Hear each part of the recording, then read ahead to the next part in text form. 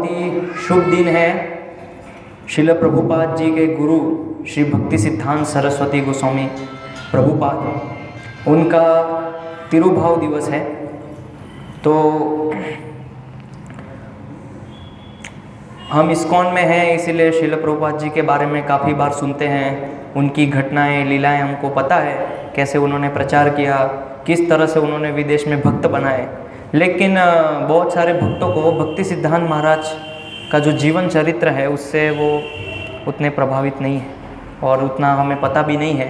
तो इसलिए आज हम थोड़ा उनके जीवन चरित्र के ऊपर चर्चा करेंगे कि किस प्रकार से उनका व्यक्तित्व था, कैसे उन्होंने एक बहुत बड़ा योगदान दिया एक समाज के अंदर।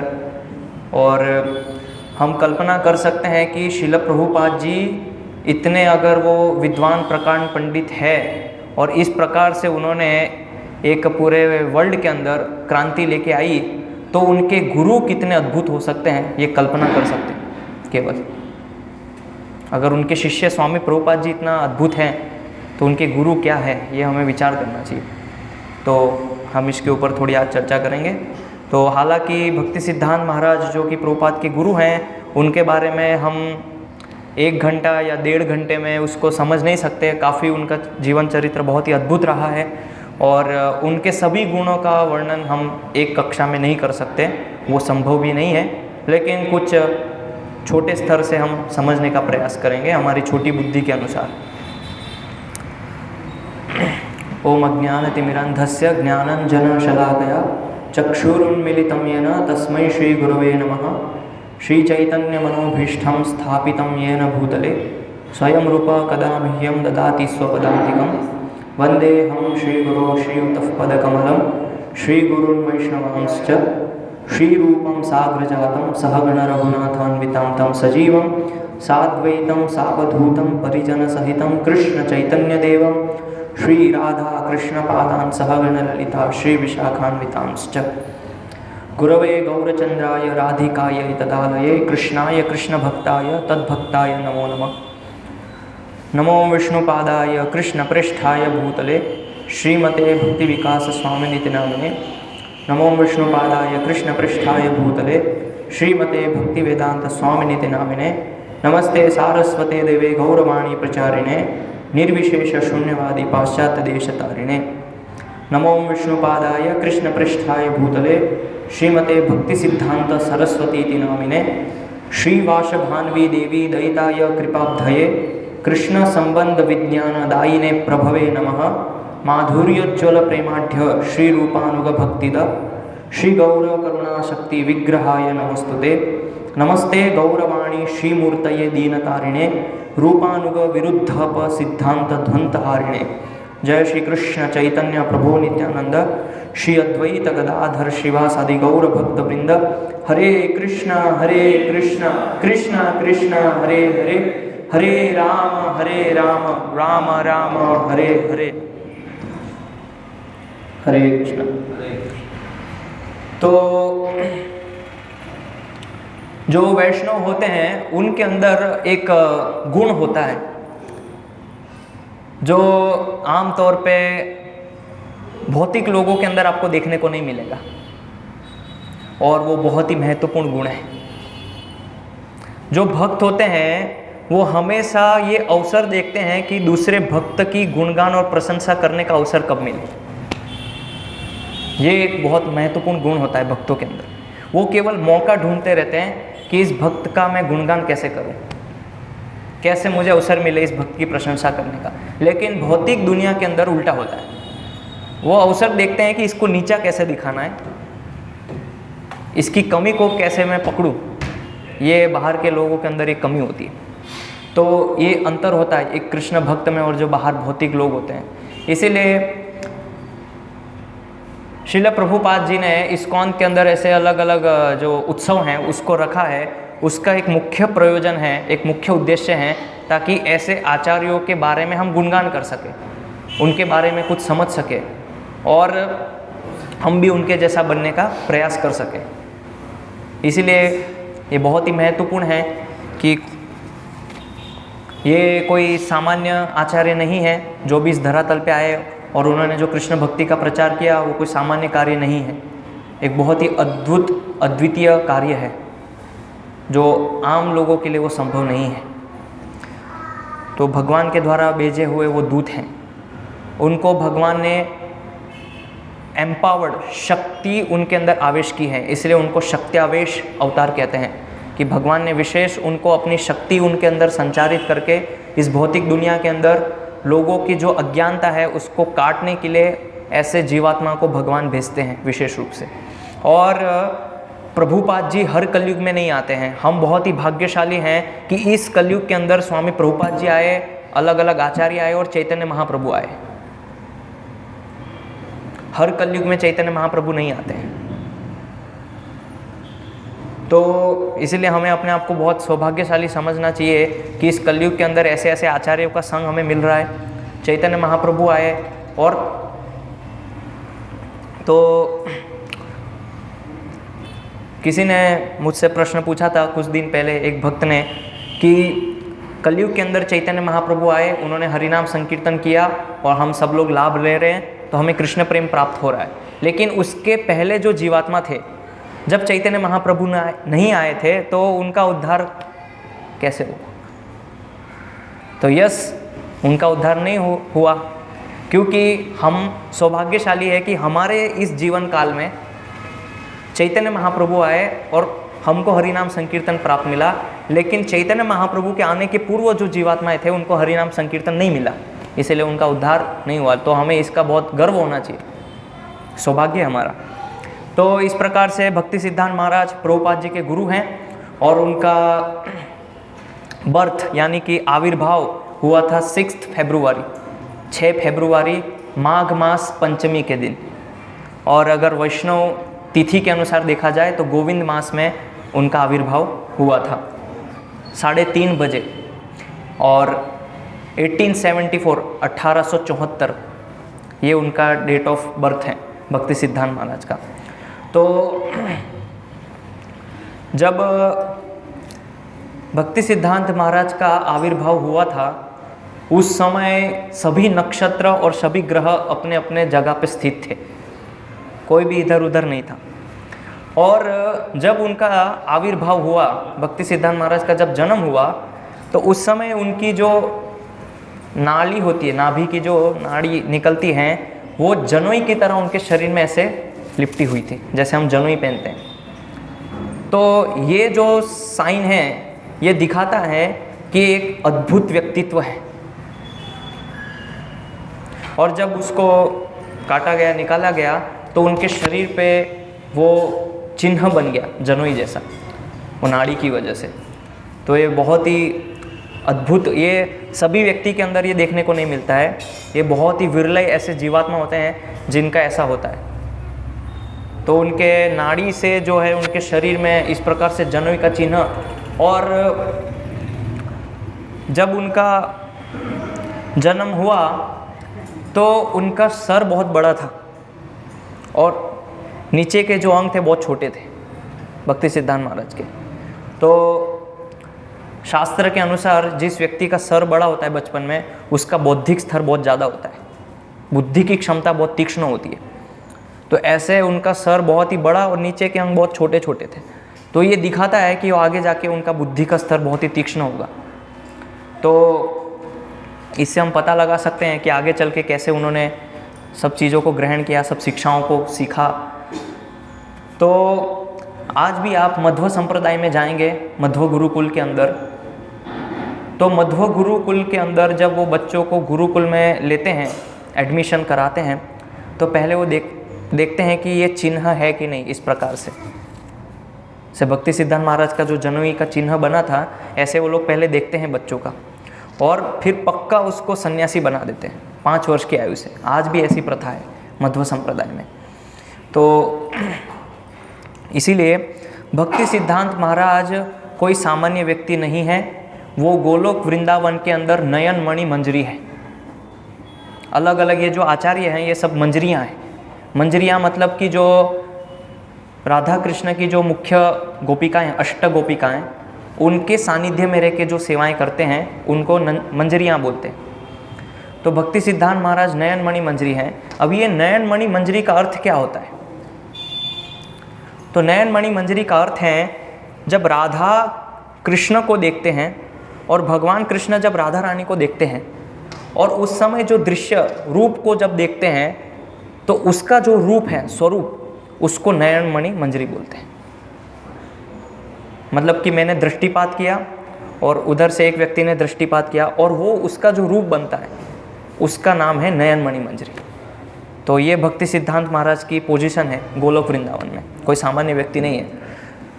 तो इस प्रकार से जब उनका जन्म हुआ तो तुरंत अगला प्रश्न आता है माता पिता का, कुंडली चार्ट जन्मपत्री दिखाना। तो उन्होंने ज्योतिष को बुलाया। उनके पिताजी थे भक्ति विनोद ठाकुर, माता का नाम था भगवती देवी। तो भक्ति विनोद ठाकुर के ऊपर भी मैंने पहले चर्चा की है, उनके जीवन के बारे में मैं बता चुका हूँ। तो इस प्रकार से उन्होंने ज्योतिष को बुलाया और उनका सब जन्मपत्री जन्म कुंडली दिखवाई। और जब ज्योतिष ने वो चार्ट को देखा, कुंडली को देखा, तो बोले कि इस प्रकार की कुंडली हमने आज तक नहीं देखी। हर ग्रह के अंदर धर्म, इसमें भी धर्म, ये प्रभाव है तो इसमें भी धर्म, सब ग्रहों के अंदर धर्म धर्म धर्म। ये कोई सामान्य व्यक्ति नहीं है, ऐसा ज्योतिष लोग ने बोला। ये एक अद्भुत व्यक्तित्व है और ऐसी कुंडली बहुत 100,000 में से किसी 1-2 की होती है, इस प्रकार की कुंडली। तो ये दिखाता है कि आपका बालक जो है ये बहुत ही अद्भुत बालक होगा, ऐसा ज्योतिषों ने वर्णन किया उनकी कुंडली देख के। और जब उनका आविर्भाव हुआ उस समय वो मिथुन राशि चल रही थी, मिथुन राशि के तहत उनका आविर्भाव हुआ था। तो ज्योतिष शास्त्र के अनुसार अगर किसी व्यक्ति का जन्म मिथुन राशि में होता है तो वो उसकी कॉन्शियसनेस, चेतना की गहराई को दिखाता है, उसकी चेतना कैसी होगी। तो ये कितना वो अपनी बुद्धि का विकास होगा, चेतना का कितने स्तर पे वो विकास करेंगे, ये उसका अर्थ होता है मिथुन राशि में। तो हम देखते हैं कि उनकी चेतना जन्म से ही कितनी शुद्ध थी। तो बाद में उनका जो दूसरा ग्रह था बुध, तो था बुध आदित्य योग, आपको पता होगा शायद। तो एक तो बुध तो स्ट्रांग होते ही हैं, लेकिन ऊपर से आदित्य जो सूर्य हैं वो भी उनका बहुत स्ट्रांग था, बहुत ही एकदम पीक पे था।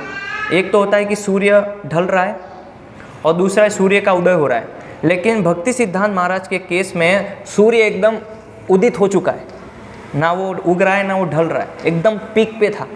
तो ऐसे बुध आदित्य योग ये बहुत ही शुभ माना जाता है, इस प्रकार के योग को ज्योतिष के अनुसार। तो मतलब बुध आदित्य योग अगर किसी का है तो उसका मतलब क्या है, उनकी वाणी बहुत तीक्ष्ण होगी, प्रभावशाली होगी और बोलने में बहुत एक्सपर्ट होंगे, प्रभाव गिरेगा, कुछ भी वो बोलेंगे लोगों के अंदर प्रभाव जाएगा उसका। वो ये हम देखते हैं उन्होंने कितने लोग को प्रभावित कर दिया अपनी वाणी से। और स्पीच जो भी वो स्पीच देंगे एकदम अट्रैक्टिव होगी, एकदम मक्खन जैसी। तो इसलिए कभी कभी मैं सोचता हूँ कि हमारे भक्तों के अंदर भी शायद बुद्ध योग ज़्यादा होता है, इसलिए बोलते रहते हैं, प्रीचिंग में भी किसी को भी मिलते हैं प्रचार। तो हो सकता है शायद हमारे अंदर भी बुद्ध हो, इसलिए हम भक्त लोग प्रचार ही करते रहते हैं, जब भी वाणी मतलब बोलते रहना बस। तो ये उनका बुद्धि का स्तर था।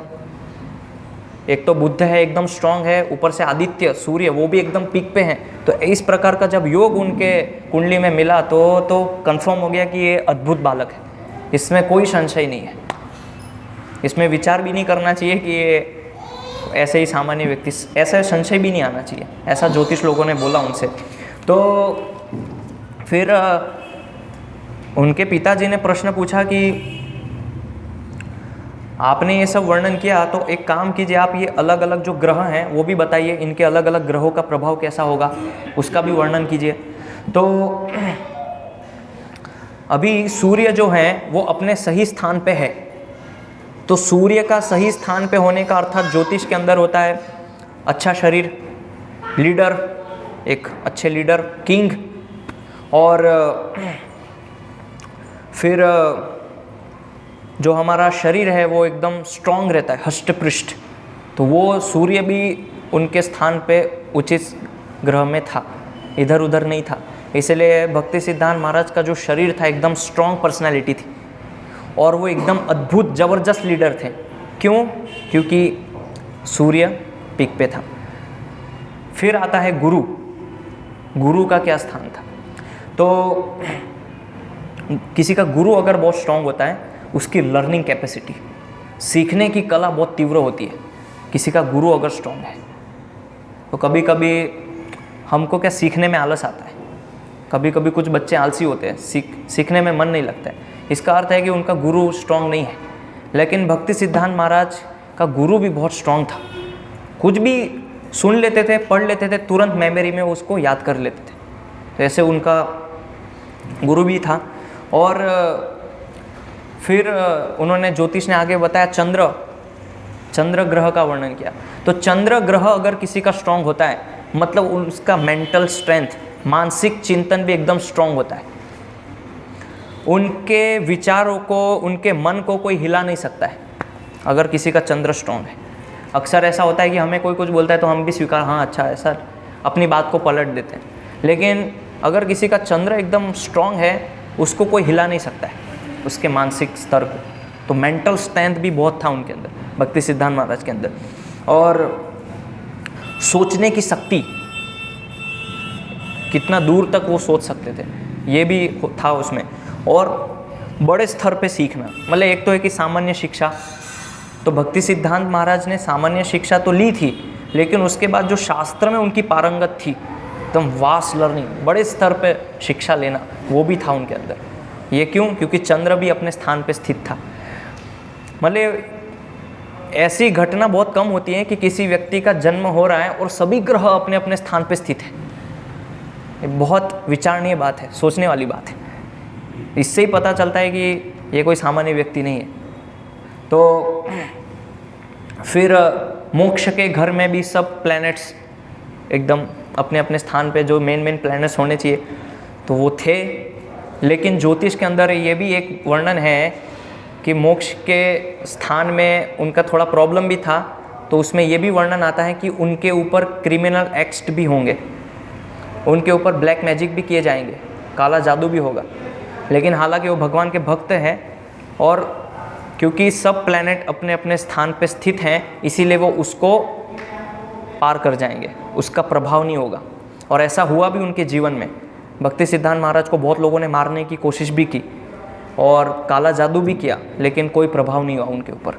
क्यों? क्योंकि उनका अभी प्रश्न ये है कि हम आचार्यों लोग जब यहाँ पे आते हैं, उनका ज्योतिष से कोई कनेक्शन नहीं है। पहली चीज़ ये समझना है, उनका ज्योतिष से कोई संबंध नहीं है। लेकिन वो आचार्य कैसे हैं? यहाँ पे आते हैं, भगवान उनको भेजते हैं, लीला करते और चले जाते हैं इस धरातल से। लेकिन अगर ज्योतिष के आधार पे अगर हम आचार्य का गुणगान कर सकते हैं तो उसको क्यों ना करें? क्या बुराई है उसमें अगर उनका गुणगान हो रहा है? इसलिए मैंने पहले बोला कि जो भक्त होते हैं वो केवल अवसर देखते हैं कि कहाँ पे भक्त का गुणगान हो सकता है, वो जस्ट मौके ढूंढते रहते हैं। तो इस प्रकार से फिर उनका शनि, तो शनि जो है डार्क प्लेनेट है। जब शनि होता है तो अक्सर लोग कहते हैं कि शनि अच्छा नहीं है, लेकिन उनका शनि भी अपने उचित स्थान पे था। और शनि उचित स्थान में था तो क्या होता है कि शनि जब हमारे जीवन में आता है, सब चीज़ बहुत धीरे धीरे होती है, स्लो प्रोग्रेस, धीरे हो जाती है। लेकिन आध्यात्मिकता के लिए शनि अच्छा माना जाता है और वो उनके जीवन में स्थित था। तो फिर हम देखते हैं कि उनका स्टडी भी एकदम डीप, गहराई में जाके स्टडी करेंगे, जो भी सोचेंगे एकदम गहराई से सोचेंगे, जो भी काम करेंगे वो गहराई से। तो ऐसे हर चीज़ में वो गहराई में जाते थे भक्ति सिद्धांत महाराज। और दूसरा शनि का एक और है लक्षण है, दिखाता है सक्सेस और रेपुटेशन। जो भी काम करेंगे उसमें सक्सेस मिलेगी और उनकी रेपुटेशन बहुत होगी। तो वो भी था उनके लाइफ में। हम देखते हैं कि कैसे उनका रेपुटेशन थी। तो इसीलिए भक्ति सिद्धांत महाराज मटेरियली देखा जाए तो अच्छे व्यक्तित्व थे, जेंटलमैन थे। लेकिन अगर हम स्पिरिचुअलिटी से भी देखा जाए, आध्यात्मिक दृष्टिकोण से भी देखें तो वो अद्भुत अद्वितीय वो तो थे ही, लेकिन भौतिक दृष्टि से भी बहुत एक अद्भुत ही व्यक्तित्व थे। तो इस प्रकार से उनका जन्म हुआ, उनकी कुंडली दिखाई गई। अभी भक्ति सिद्धांत महाराज 5 महीने के थे। भक्ति सिद्धांत महाराज का जन्म कहाँ हुआ था? उत्कल यानी कि उड़ीसा, आज के वर्तमान में जगन्नाथपुरी में। तो जगन्नाथपुरी में उनका जन्म हुआ। जब वो 5 महीने के थे, 5 महीने के बालक थे, तो उस समय उनके घर के सामने से रथ यात्रा निकलती थी। और वो जो रोड है जगन्नाथपुरी में, उसको ग्रैंड रोड बोलते हैं आज भी, बहुत बड़ी रोड है। और रथ यात्रा निकलती है। और जगन्नाथपुरी मंदिर से गुंडीचा मंदिर जो है वो ज़्यादा दूर नहीं है, कुछ ही डिस्टेंस है। मतलब सुबह अगर रथ यात्रा निकलती है तो शाम तक वहाँ पहुँच जाती है गुंडीचा मंदिर। लेकिन उस समय जब वो रथ निकला तो भक्ति सिद्धांत महाराज के घर के सामने रुक गया और सब लोग परेशान हो गए, चक्का फंस गया है कि रथ टूट गया है, कुछ समझ नहीं आ रहा था। 1 दिन हो गया, पूरा बीत गया, रथ रुका हुआ है अभी भी। 2 दिन हो गया, अभी भी रथ रुका है। 3 दिन लगातार उनके घर के सामने रथ रुका था, 3 दिनों तक। तो उनके जो पिताजी थे भक्ति विनोद ठाकुर ने सोचा कि भगवान की विशेष कृपा है, मेरे घर के सामने जगन्नाथ जी रुके हैं। तो उन्होंने फिर कीर्तन का आयोजन करवाया, 24 घंटे हरि नाम कीर्तन किया जाए। और इस प्रकार से उन्होंने कीर्तन किया, सबको प्रसाद बांटा। और जब भक्ति सिद्धांत महाराज 5 महीने के थे तो उनकी माता ने सोचा कि मैं भी अपने बच्चे को लेके भगवान का दर्शन कराऊंगी, तो गोद में लेके गए। और हाँ, उस समय ये नियम था कि जब भगवान जगन्नाथ रथ यात्रा होती है तो कोई भी व्यक्ति भगवान का आलिंगन कर सकता है। ये पहले नियम था। कोई भी मतलब कोई उसमें ऐसा भेदभाव नहीं था, भगवान को आप आलिंगन कर सकते थे। लेकिन अभी कुछ कारणवश वो बंद हो गया। तो उस समय भगवती देवी भक्ति सिद्धांत महाराज 5 महीने के ही थे, उनको लेकर रथ पे चढ़ गए और उन्होंने भगवान को प्रणाम किया। तो जब वो नीचे झुके, भक्ति सिद्धांत महाराज के हाथ भगवान को स्पर्श हुए, वैसे तुरंत ही जगन्नाथ की माला उनके गले में गिर गई। ये बहुत अद्भुत बात है, सीधा उनके गले में माला गिर गई जगन्नाथ जी की। तो भक्ति विनोद ठाकुर ने समझा कि ये वास्तव में जो है भगवान का प्रसाद है। इसीलिए उनका एक नाम था पहले का बिमला प्रसाद। तो बिमला प्रसाद नाम इसीलिए था कि आप देखिए जगन्नाथपुरी के अंदर जब भगवान को भोग लगता है तो भोग लगाने के बाद वहाँ पे बिमला देवी का मंदिर है। तो उसको निकालने के बाद पहले वहाँ पे अर्पण होता है, फिर भक्तों को बांटा जाता है। तो ऐसे ही वो बिमला देवी की कृपा से उनके घर में वो बालक हुआ, इसलिए उनका नाम बिमला प्रसाद रख दिया उनके पिताजी ने। और प्रेम से उनको बीनू बोलते थे, बीमू बोलते थे, ये उनका निक नेम था घर में। तो ये हम देख सकते हैं कि कोई व्यक्ति अगर भगवान को स्पर्श कर रहा है, अगर हमारे साथ ऐसे हो जाए, मंदिर में हम जाएं, भगवान को स्पर्श करें, माला हमारे गले में गिर जाए, सौभाग्य की बात होगी ना। उसको लोग ढिंडोरा पीट के बोलेंगे आज मैं मंदिर गया, मेरे गले में माला गिर गई, भगवान की माला मेरे गले में आ गई, कितना खुश हो जाते हैं। तो वो उनके साथ जो है 5 महीने की आयु में ये घटना हो गई थी। तो उनको भगवान जगन्नाथ का प्रसाद प्राप्त हुआ। तो और उसी दिन 5 महीने में ही उनका अन्नप्राशन संस्कार किया गया। तो भक्ति विनोद ठाकुर प्रतीक्षा कर रहे थे कि कब वो शुभ दिन आएगा। तो रथ यात्रा भी थी, भगवान के दर्शन भी हो गए। यूजुअली अन्नप्राशन जो है बच्चे के 40 दिन में, 1 महीने में, 2 महीने में अन्नप्राशन हो जाता है, लेकिन 5 महीने तक वेट किया उन्होंने। और क्या, किससे अन्नप्राशन किया? जो जगन्नाथ जी के जो चढ़ाए हुए महाप्रसाद के चावल हैं वो उनको खिलाए महाप्रसाद के रूप में। तो इस प्रकार से उनका अन्नप्राशन भी हुआ। फिर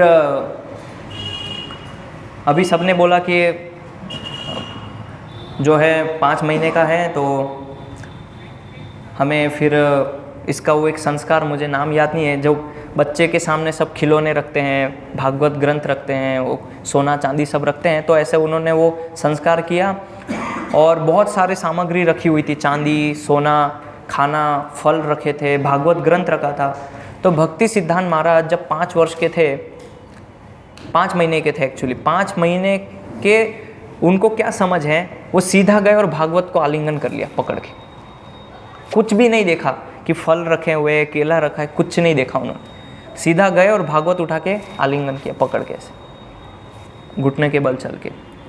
तो ये दिखाता है कि सब समझ गए कि ये व्यक्ति जो है आगे जाके भागवत धर्म का प्रचार करेगा। इतनी छोटी आयु में कौन भागवत को स्पर्श करता है, ये उनके व्यक्तित्व को दिखा रहा था। तो एक और उनके जीवन में घटना होती है, जब भक्ति सिद्धांत महाराज जी 5 वर्ष के थे। तो 5 वर्ष के जब थे तो उनके पिताजी मजिस्ट्रेट थे, भक्तिविनोद ठाकुर। तो बहुत लोग उनको अलग अलग फल की टोकरियाँ से फल ला के देते थे। तो उनके घर में बहुत सारे आम भी आते थे, आम की टोकरियाँ। तो एक बार ऐसे ही उन्होंने आम को उठा के खा लिया 5 वर्ष की आयु में।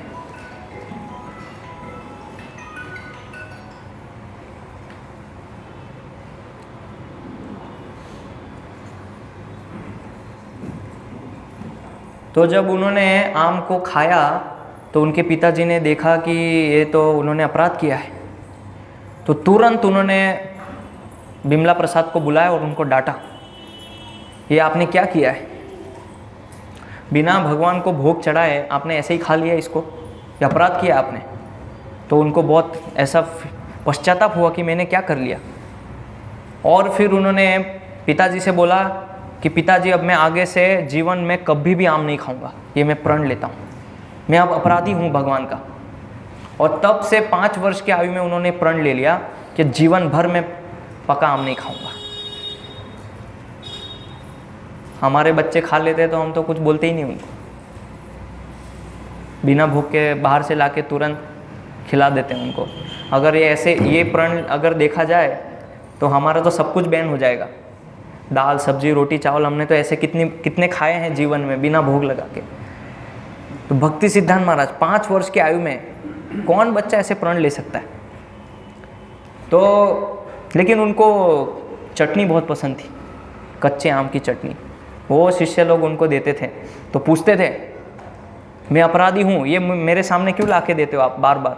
तो शिष्य बोलते थे ये कच्चे आम की चटनी है, कैरी। उसको कभी कभी अम्बी भी बोलते हैं बांग्ला में, तो उसका चटनी। और उसको बांग्ला में तोक बोलते हैं, तोक। जैसे हम लोग यहाँ चटनी बोलते हैं आम की, वो लोग तोक बोलते हैं। तो अभी जब व्यास पूजा थी अभी गुरु महाराज जी की, परम पूज्य भक्ति का स्वामी महाराज की, तो मुझे 2-3 दिन उनका रसोई करने का अवसर मिला था। तो मैंने उनके लिए बहुत सारे व्यंजन बनाए थे। उसमें मैंने एक चटनी भी बनाई थी, 5 सब्जी बनाई थी और एक चटनी बनाई थी।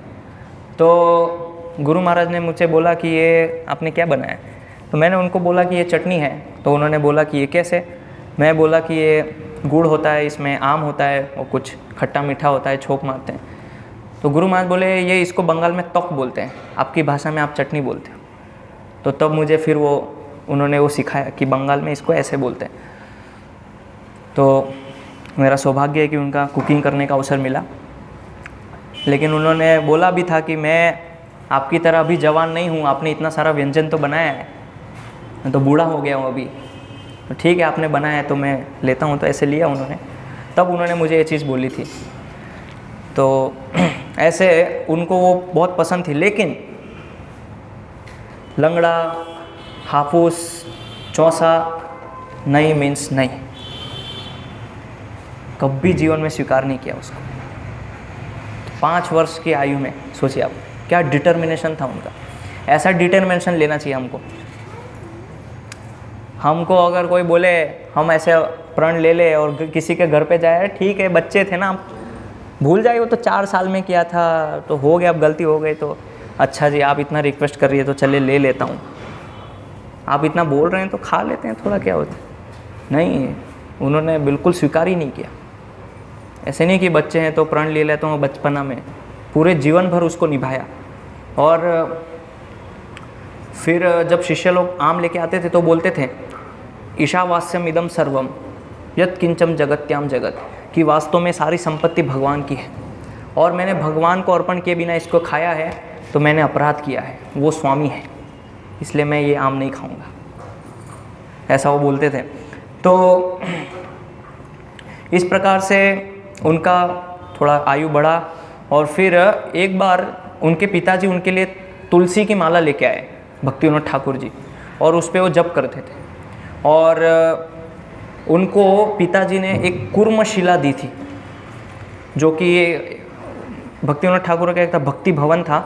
जब वो उसका निर्माण कर रहे थे तो खुदाई में उनको एक कूर्मशिला प्राप्त हुई थी, तो वो भक्ति विनोद ठाकुर ने उनको दी थी और भक्ति सिद्धांत महाराज उसकी पूजा करते थे। आप सोचेंगे ये कैसी बात है, कूर्मशिला, वो तो आचार्य थे, राधा कृष्ण की पूजा नहीं करते थे, वो कूर्म भगवान की पूजा करते थे, यस, कूर्म अवतार की पूजा करते थे।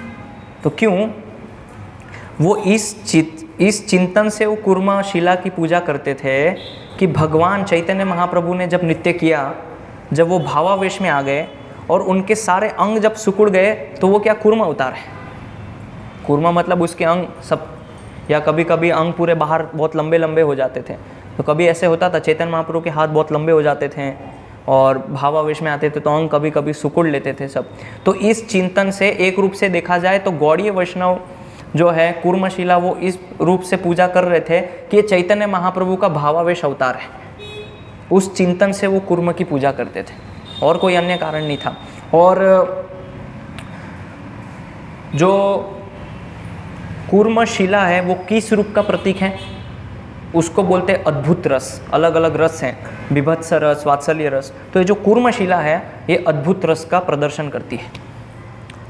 तो हम लोग यहाँ पे चैतन्य ये नरसिंह भगवान का पूजा करते हैं। क्यों करते हैं? वो तो है, वैकुंठ के अंदर नरसिंह भगवान हैं, हम उनका रिस्पेक्ट करते हैं, सम्मान करते हैं। लेकिन जो गौड़ीय वैष्णव भक्त हैं वो नरसिंह देव का पूजा इसलिए करते हैं कि जब एक बार चैतन्य महाप्रभु अपना सब लीला प्रकट कर रहे थे तो श्रीनिवास आचार्य ने तव कर कमल ऐसे स्तुति की और भगवान ने तुरंत नरसिंह रूप धारण कर लिया, महाप्रभु ने। तो उस चेतना से हम एज चैतन्य महाप्रभु, ये नरसिंह रूप है, उस चिंतन से उनका स्तुति करते हैं गौड़ीय वैष्णव लोग। वो तो है वैकुंठ में हम सम्मान है, रिस्पेक्ट है, लेकिन हमारी जो अंडरस्टैंडिंग, जो समझ है नरसिंह भगवान को, ये है। चैतन्य महाप्रभु अलग अलग रूप धारण करते थे, भक्तों को पूछते थे आपको कौन सा रूप देखना है, तो ऐसे उन्होंने एक बार नरसिंह रूप धारण कर लिया। तो उस नरसिंह रूप की अभिव्यक्ति यहाँ पे हम करते हैं, उसकी पूजा। तो इसीलिए हमें जो है कभी भी आचार्यों के कार्यों से जो हैं ऐसे विचलित नहीं होना चाहिए कि कैसे तो कूर्मशिला की पूजा कर रहे हैं और एक तरफ इस प्रकार से प्रचार कर रहे हैं राधा कृष्ण, तो विपरीत हो गया। उसके पीछे बहुत ही गहरी समझ होती है। तो जब वो 5 वर्ष की आयु में थे तब भक्ति सिद्धांत महाराज ने, बिमला प्रसाद, उन्होंने चैतन्य महाप्रभु के लिए 2 श्लोकों का वर्णन किया था, संस्कृत में उसको लिखा था। वो अनफॉर्चुनेटली वो लुप्त हो गए, अभी नहीं है। और उस श्लोक के अंदर उन्होंने ये स्तुति की थी चैतन्य महाप्रभु की, जब चैतन्य महाप्रभु दर्शन करते हैं भगवान जगन्नाथ का, तो किस प्रकार से दर्शन करके जो पत्थर है, चट्टान है, वो पिघल जाती है और उनके चरण जो है वो चट्टान के अंदर किस प्रकार से घुस जाते हैं। इस प्रकार से पूरा प्रेम का वर्णन उन्होंने चैतन्य महाप्रभु के लिए किया था 2 श्लोकों के अंदर, 5 वर्ष की आयु में। तो ये उन्होंने ऐसे चैतन्य महाप्रभु का गुणगान करना छोटी आयु से ही चालू कर दिया था, क्योंकि उनको ऐसा प्रशिक्षण मिला पिताजी से। तो 5 वर्ष की आयु से महाप्रभु का गुणगान शुरू कर दिया। और जब वो 7 वर्ष की आयु में गए तो 7 वर्ष की आयु में उनको पूरी भगवद गीता ही कंठस्थ हो गई, 700 श्लोक। और ऐसा नहीं कि केवल श्लोक याद किए, जैसे कभी कभी क्या होता है कि गुरुकुल में हम बच्चों को श्लोक याद करवाते हैं, आप प्रथम अध्याय बोलिए तो माइक में फट बोल देते हैं।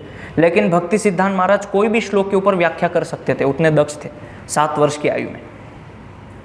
अभी हम लोग कुछ व्यास पूजा में वृंदावन के अंदर एक माताजी है, उनके गुरुकुल में कुछ बच्चों को प्रशिक्षण देती है, कुछ छोटी बालिकाएं हैं, कुछ बच्चे भी हैं। तो उन्होंने महाराज से मुलाकात करने के लिए बुलाया बच्चों को, तो मैं भी वहीं था। तो महाराज को सुनाया उन्होंने भगवद गीता। तो बच्चों ने बहुत अच्छे से पारायण किया। फिर गुरु महाराज ने पूछा कि इसका अर्थ, तो अर्थ तो पता नहीं था। फिर गुरु महाराज ने एक श्लोक के ऊपर पूरा एक एक उसको तोड़ के समझाया कि इसका मतलब क्या है। तो खाली श्लोक पारायण करना, श्लोक उच्चारण करना उद्देश्य नहीं, उसका अर्थ भी पता होना चाहिए। तो मैं वहीं बैठा था, तो मुझे भी गुरु महाराज ने पूछा कि आप भी गुरुकुल से पढ़े हैं, आपको इसका अर्थ आता है कि नहीं। तो इसलिए अर्थ भी पता होना चाहिए। एक बार हम गुजरात में थे, तो एक भक्त के घर में कीर्तन था, गृह प्रवेश था ऐसे, तो महाराज भी थे उसमें, हम लोग सब गए थे कीर्तन करने। तो उनकी जो माताश्री थी, उन्होंने अपने बालक से बोला कि महाराज को श्लोक सुनाओ, श्लोक बताइए। तो उन्होंने, वो बच्चे ने हाथ जोड़ के महाराज को धर्म क्षेत्र कुरुक्षेत्र ऐसे श्लोक सुनाया। फिर गुरु महाराज ने पूछा, नायम देहो देहो भाजा श्लोक बताइए, ये श्लोक सुनाइए। तो माताजी ने बोला ये तो नहीं आता है। तो गुरु महाराज बोले ये सिखाना है भागवत शिक्षा, ये शिक्षा देनी है अभी से, बचपन से। नायम देहो देहो भाजान रिलोके कष्टान कामान, तो ऐसे महाराज ने पूरा श्लोक बोला, उसका अनुवाद भी बताया। तो हमें भी बचपन से अगर बच्चों को हम इस प्रकार से सब श्लोक इत्यादि सिखा रहे हैं या कुछ भी संहिता स्तोत्रम सिखा रहे हैं, तो उसका अर्थ भी पता होना चाहिए। कभी कभी हमें अर्थ पता होता है लेकिन श्लोक भूल जाते हैं, और श्लोक पता होता है तो उसका अर्थ याद नहीं रहता है, और दोनों याद रहता है तो भगवद गीता का श्लोक क्रमांक याद नहीं रहता है, किस अध्याय का कौन से नंबर का श्लोक है। तो पूरा सटीक जब भी हम प्रमाण देते हैं तो सब याद होना चाहिए हमको। इस प्रकार से उनकी बुद्धि बहुत ही तीक्ष्ण थी। तो ऐसे पूरा भगवद गीता के ऊपर व्याख्या करते थे, किसी से भी चर्चा करते थे, 7 वर्ष की आयु में प्रचार करते थे लोगों को। और कोई भी किताब वो खोलते थे, उसको पढ़ के समझ लेते थे। ऐसा नहीं कि आलस कर रहे हैं, ठीक है लिखा होगा, कुछ समझ लेते थे एग्जैक्टली वो क्या कहना चाह रहे हैं पुस्तक में। और उनकी बुद्धि का स्तर इतना तीक्ष्ण था कि कोई भी चीज़ ऐसी नहीं थी कि भूल गए। जो भी वो पढ़ते थे मेमोरी में तुरंत फिट हो जाता था उनके। प्रभुपाद जी एक रूम कन्वर्जेशन में बोलते हैं, इतिहास के अंदर अगर देखा जाए तो केवल और केवल 2 ही ऐसे विद्वान प्रकांड पंडित हैं, उसमें से एक है भक्ति सिद्धांत महाराज और दूसरे है जीव गोस्वामी, अगर हिस्ट्री में देखा जाए। ऐसे प्रभुपाद जी का एक कन्वर्जेशन उसमें बोलते हैं, तो ये अद्भुत। तो उनकी भक्ति सिद्धांत महाराज की एस्ट्रोलॉजी इतनी पक्की थी, ज्योतिष शास्त्र में बहुत पारंगत थे, एस्ट्रोलॉजी और एस्ट्रोनॉमी दोनों में बहुत विख्यात थे, दक्षता थी उनकी।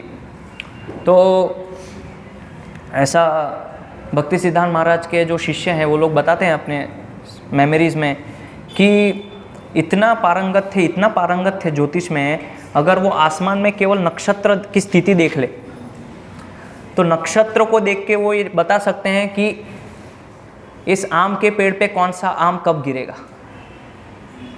इतना ज्योतिष में उनकी दक्षता थी, खाली देखने से कि ये आम अभी गिरने वाला है, यही आम गिरेगा।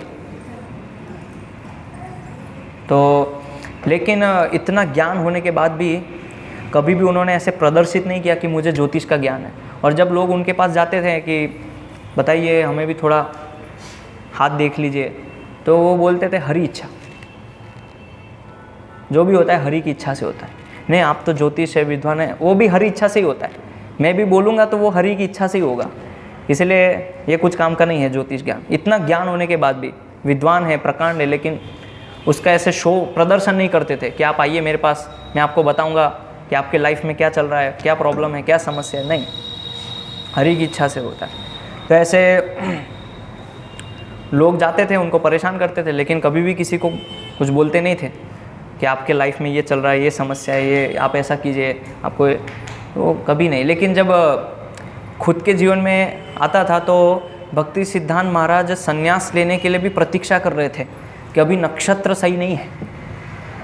जब वो नक्षत्र सही थे उसी समय उन्होंने वो संन्यास लिया। उस समय तक उन्होंने वेट किया, प्रतीक्षा की, और हम देखते हैं कि उन्होंने जो भी कार्य किया कैसे उनको सफलता मिली हर एक कार्य में, कभी वो असफल नहीं हुए।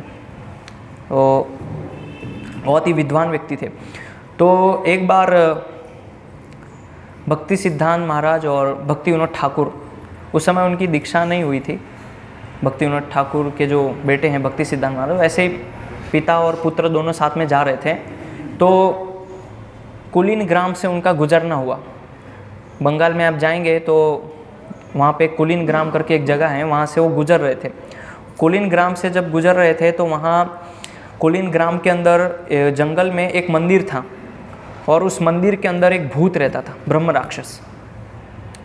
तो वहाँ रात वो ठहरे, वहाँ रुके और दूसरे दिन वो वहाँ से प्रस्थान कर दिए गांव में जाने के लिए। तो वहाँ गांव में जब पहुँचे हैं तो लोगों ने उनको पूछा कि आप कहाँ ठहरे थे, तो वो बोले कि कुलीन ग्राम में जो मंदिर है वहाँ पे हम ठहरे थे। तो लोग बोले कि वहाँ तो भूत रहता है, ब्रह्म राक्षस रहता है। तो बोले हाँ था।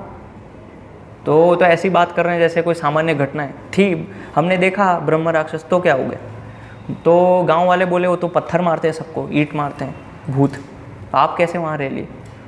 ले नहीं, हमने हरे कृष्ण बोला और वो तर गया, उसका उद्धार कर दिया हमने हरे कृष्ण बोल के। तो फिर गांव वाले बोले वो भी तो हरे कृष्ण करते थे, वो भी तो भक्त हैं, उनके साथ ऐसा क्यों हुआ। तो वो बोलते थे कि हरे कृष्ण बोलते थे तो नाम अक्षर लेते थे, लेकिन भक्त के साथ साथ धोखाधड़ी भी करते थे लोगों से, कि पैसा लेते थे लोगों से, जेब में रखते थे। वो बोलते थे आइए यही मंदिर है, इधर ही दान दीजिए, आप सेवा में लगेंगे। किसकी सेवा में लगेंगे पता नहीं, दान दीजिए। ऐसे गलत व्यवहार करते थे लोगों से और हरे कृष्ण भी जप करते थे, लेकिन वो जप करने का उद्देश्य कुछ और था, केवल नाम मुंह से निकाल रहे थे। तो गांव वालों ने सोचा कि ये जो अगर इस व्यक्ति का हरे कृष्ण महामंत्र बोलने से ऐसी गति हो सकती है, और दूसरी तरफ वो देख रहे हैं कि भक्ति सिद्धांत और भक्ति विनोद ठाकुर जो हरे कृष्ण मंत्र बोलने से उनका उद्धार करवा सकते हैं, इसका मतलब ये केवल मुंह से नाम अक्षर नहीं ले रहे। तो उन्होंने फिर ऐसे भक्ति विनोद ठाकुर से जानने का प्रयास किया कि हमें और बताइए भगवान के बारे में, कि अगर इतने महान व्यक्ति केवल हरे कृष्ण बोल के उस ब्रह्म राक्षस का उद्धार कर सकते हैं तो कोई सामान्य व्यक्ति नहीं है। ऐसे उन्होंने फिर जो है बताया उनको। तो भक्ति सिद्धांत सरस्वती ठाकुर ने बहुत सारे अनेक ग्रंथ लिखे उनके जीवन काल में। तो उसमें से दो मुख्य ग्रंथ हैं उनके, एक तो है सिद्धांत शिरोमणि और दूसरा है सूर्य सिद्धांत। और उसके अंदर उन्होंने पूरा ज्योतिष का बहुत ही सटीकता से, बहुत ही अद्भुतता से उसमें वर्णन किया है ज्योतिष के ऊपर। तो उसमें उन्होंने कमेंट्री लिखी और बंगाली में उसका अनुवादन भी किया।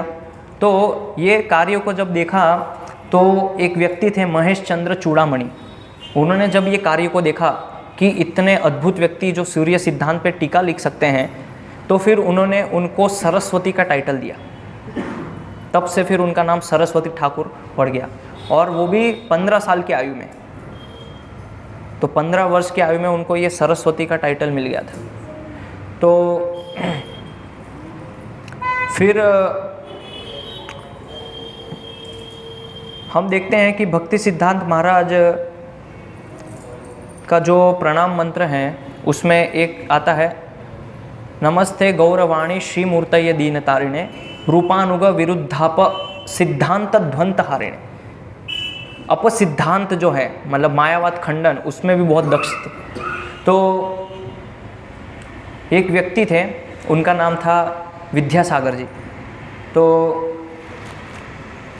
वो प्रवचन कर रहे थे एक बार ऐसे, और वहाँ पे पहुँच गए भक्ति सिद्धांत महाराज, और वो प्रवचन में ऐसे बोल रहे थे कि भगवान का अगर मैं बोलूँगा तो फिर लोग पूछेंगे अच्छा पाप पुण्य भी होता है तो कैसे हम उसको करें, तो जो चीज़ हमने देखी नहीं उसके बारे में क्यों बोलना है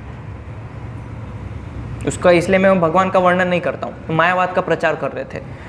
तो भक्ति सिद्धांत महाराज ने बोला, वो खड़े हो गए बीच प्रवचन में, कि आप बोल रहे हैं कि भगवान जैसी कोई चीज़ नहीं है, लेकिन आपकी जो पुस्तक है जो आपने ही प्रकाशन की है, उस पुस्तक का नाम था बुद्धोदय, और उस बुद्धोदय के अंदर लिखा है ईश्वर निराकार चैतन्य स्वरूप। ये उनको एक सूत्र मिला था भक्ति सिद्धांत महाराज को उनकी पुस्तक में, ईश्वर निराकार चैतन्य स्वरूप। तो भक्ति सिद्धांत महाराज ने बोला कि आप पहले कन्फ्यूजन दूर कीजिए। एक तरफ आप बोल रहे हैं ईश्वर निराकार, दूसरी तरफ चैतन्य स्वरूप, तो ये क्या है? ये आपको खुद को आपकी फिलोसॉफी क्लियर नहीं है। और फिर बोलते हैं कि मैंने एक और चीज़ पढ़ी आपकी पुस्तक में, तो बंगाली में एक स्टेटमेंट था, निराकार तुम्हारा चरण देखी। मतलब ये जो प्रवचन कर रहे हैं उन्होंने निराकार के चरण देखे। तो भक्ति सिद्धांत महाराज बोले जो व्यक्ति निराकार हैं उनके चरण आप कैसे देख सकते हैं? ये आपकी खुद की पुस्तक में आपने लिखा है। तो फिर वो वहाँ से चले गए, कभी वो प्रवचन करने नहीं आए उधर। तो इसीलिए भक्ति सिद्धांत महाराज की एक खासियत थी कि जब भी वो मायावाद को देखते थे तुरंत उसको खंडन करते थे, कोई भी अपसिद्धांत को सहन नहीं करते थे। तो फिर भक्ति सिद्धांत महाराज ने कॉलेज में गए, उन्होंने पढ़ाई की, एजुकेशन ली, और उन्होंने उनके जीवन में ऐसे ऐसे घटनाएं भी घटी। तो एक बार ऐसे हुआ कि जब वो भक्ति विनोद ठाकुर के साथ रहते थे तो उनसे बहुत श्रवण करते रहते थे भगवान के बारे में, अलग अलग जो तत्व हैं उसके बारे में पिताजी से बहुत सुनते थे।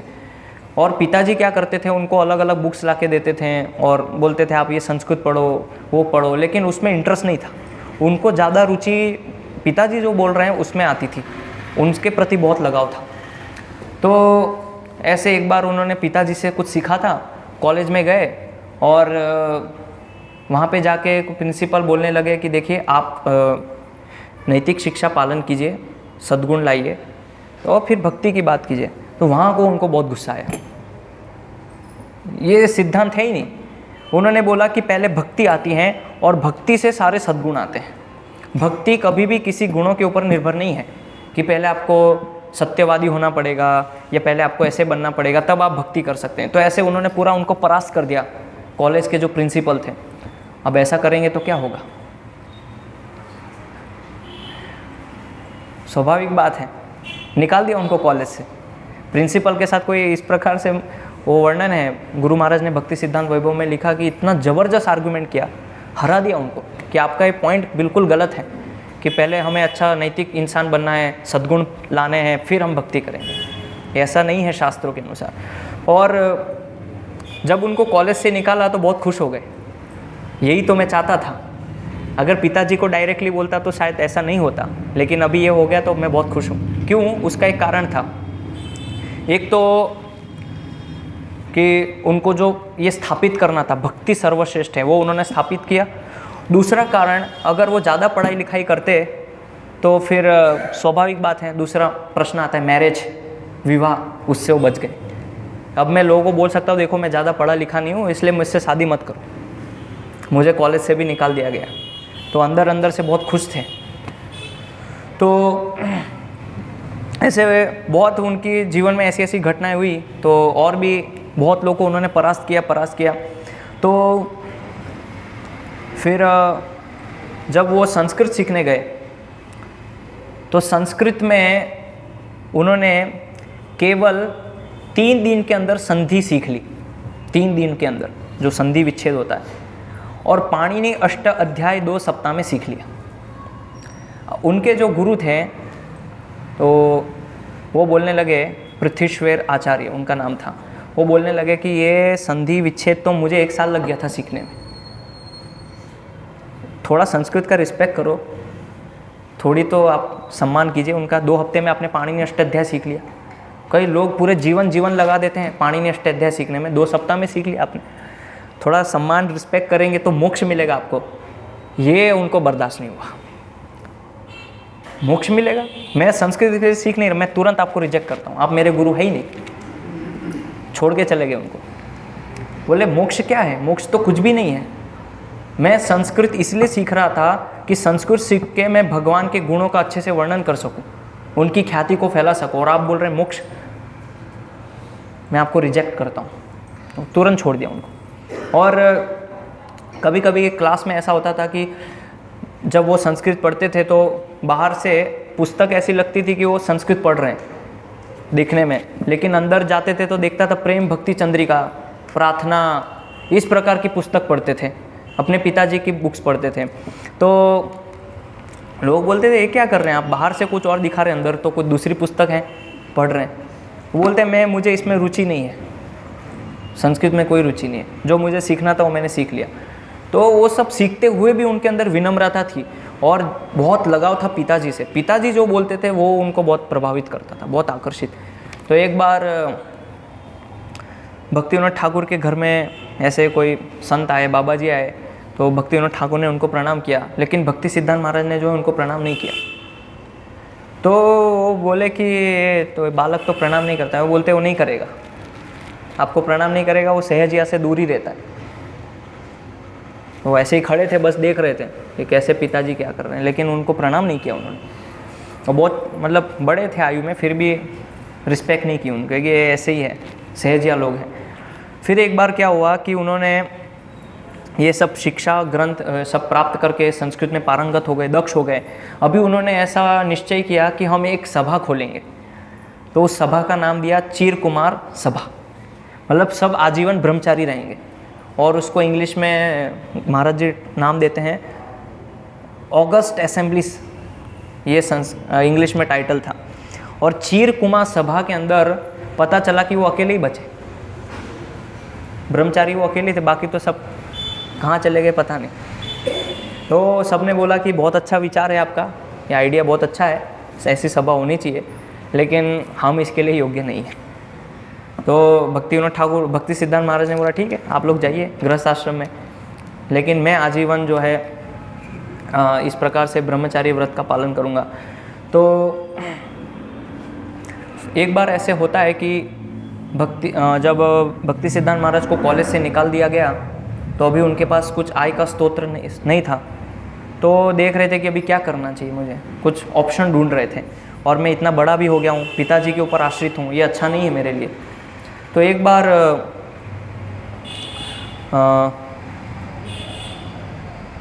भक्ति विनोद ठाकुर और उनके पुत्र भक्ति सिद्धांत दोनों गए त्रिपुरा में। वहाँ राजा ने उनको आमंत्रित किया था और भक्ति विनोद ठाकुर की वहाँ पे कथा थी, कथा करने वाले थे।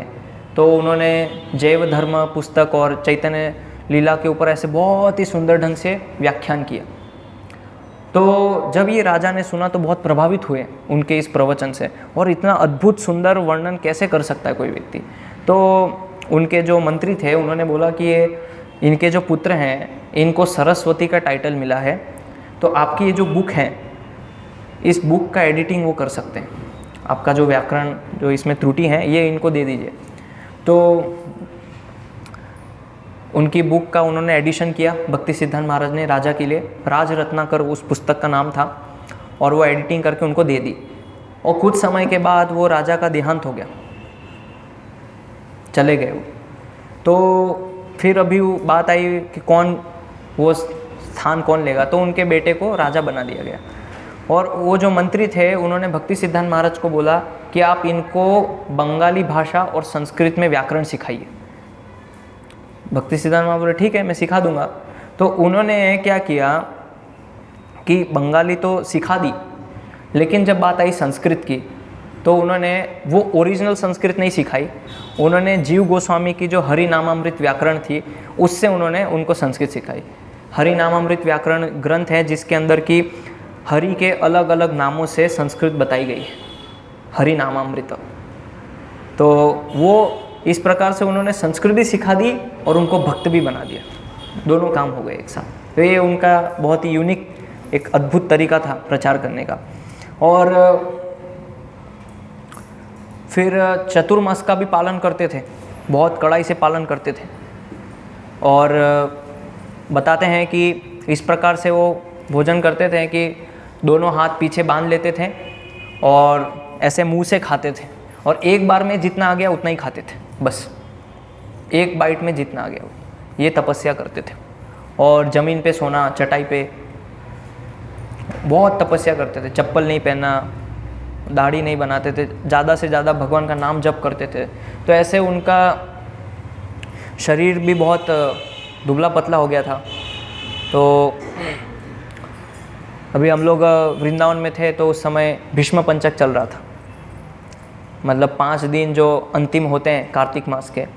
तो उसमें मैंने देखा कुछ भक्त 5 दिन थोड़ा सा गोबर का एक कण खाते थे, ऐसे भी भक्त थे, और दूसरे दिन फिर गोमूत्र पीते थे 1-2 बूंद, और पूरा इस प्रकार से नाम जप करते हैं।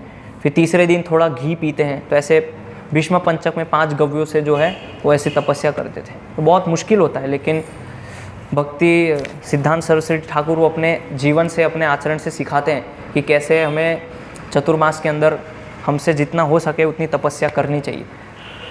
तो ऑस्टेरिटी में, तपस्या में भी बहुत आगे थे। अभी बात आती है दीक्षा। तो जब भक्ति विनोद ठाकुर कथा या प्रवचन करते थे तो उस समय गौर किशोर दास बाबा जी, जो कि भक्ति विनोद ठाकुर के गुरु हैं, तो नहीं, शिष्य हैं भक्ति विनोद ठाकुर के, तो कथा जब सुनते थे तो भक्ति विनोद ठाकुर ने भक्ति सिद्धांत महाराज को बोला कि आपको अगर दीक्षा लेनी है तो इनसे ही लीजिएगा, गौर किशोर दास बाबा जी से। तो काफ़ी समय तो ब्रज में थे, और काफ़ी समय के बाद वो नवदीप धाम में आए गौर किशोर दास बाबा जी। बहुत अवधूत वेश में थे। तो उनका भोजन क्या था गौर किशोर दास बाबा जी का? जो गंगा की मिट्टी है वो खाते थे। एक मुट्ठी गंगा की मिट्टी जो भीगी हुई रहती है उसको, वो ही उनका भोजन था। और कभी कभी बहुत अगर ज़्यादा ऐसे भूख लगी है तो कच्चे चावल खाते थे बोरी से निकाल के, ये उनका भोजन था। और जब वो गंगा की मिट्टी खाते थे उस समय उनका चिंतन ये रहता था कि ये जो गंगा मैया है इसके अंदर चैतन्य महाप्रभु ने और उनके पार्षदों ने अलग अलग लीलाएं की हैं, तो ये महाप्रसाद हो गया एक प्रकार से। और उस चिंतन से वो मिट्टी खाते थे। हम खाएंगे तो पथरी हो जाएगा, स्टोन हो जाएगा, इसलिए नकल नहीं करनी चाहिए। वो अवधूत थे। कपड़े क्या पहनते थे? कपड़े भी जब शमशान में जाते हैं तो डेड बॉडी के कपड़े उतार देते हैं, फेंक देते हैं, वही कपड़े पहनते थे फटे हुए। कुछ है, मिल गया तो मिल गया, नहीं मिल गया तो ऐसे कोपिन पे घूमते थे, पूरा अवधूत। मतलब आप देखिए भक्ति सिद्धांत महाराज के, वो अभी आगे चल के गुरु होने वाले हैं, तो उनकी पर्सनैलिटी क्या होगी, क्या ज़बरदस्त अद्भुत व्यक्तित्व होगा उनका। तो बहुत विद्वान थे वो भी, लेकिन ऐसा प्रदर्शन नहीं करते थे। तो फिर एक बार भक्ति सिद्धांत महाराज स्वानंद सुखदा कुंज में थे। तो आप जाएंगे मायापुर में तो स्वानंद सुखदा कुंज एक जगह है, वहाँ पे गौर किशोर दास बाबा जी कथा कर रहे थे, और रघुनाथ भट्ट गोस्वामी के एक श्लोक के ऊपर वो राधा रानी की महिमा का गुणगान कर रहे थे। ये जब उन्होंने सुना भक्ति सिद्धांत महाराज ने, उन्होंने ये डिसाइड कर लिया कि अब मुझे इनको ही गुरु बनाना है। बस ये डिसाइड कर लिया, जो और कोई किसी को गुरु नहीं बनाना है। तो फिर ये उन्होंने सोचा, और फिर गौर किशोर दास बाबा जी से उनकी मुलाकात भी हुई कि मैं आपसे दीक्षा लेना चाहता हूँ। लेकिन गौर किशोर दास बाबा जी ने उनको रिजेक्ट कर दिया, नहीं, मैं इसके लिए योग्य नहीं हूँ। मैं एक अनपढ़ व्यक्ति हूँ, गंवार हूँ, देहाती हूँ, और मेरी कोई योग्यता नहीं है। आप इतने प्रकांड, बिमला प्रसाद नाम है आपका, उपनिषदों का ज्ञान है आपको पूरा, ऑस्ट्रोलॉजी ज्योतिष विज्ञान का पूरा आपको ज्ञान है, शास्त्र में आप पारंगत हैं, तो आप मेरे से क्यों दीक्षा ले रहे हैं? मैं तो योग्य हूँ ही नहीं आपके गुरु बनने के। आप किसी प्रकांड पंडित विद्वान से दीक्षा लीजिए ना, तो मैच अच्छा होगा। लेकिन बिमला प्रसाद बोले कि नहीं, मुझे आपसे ही लेना।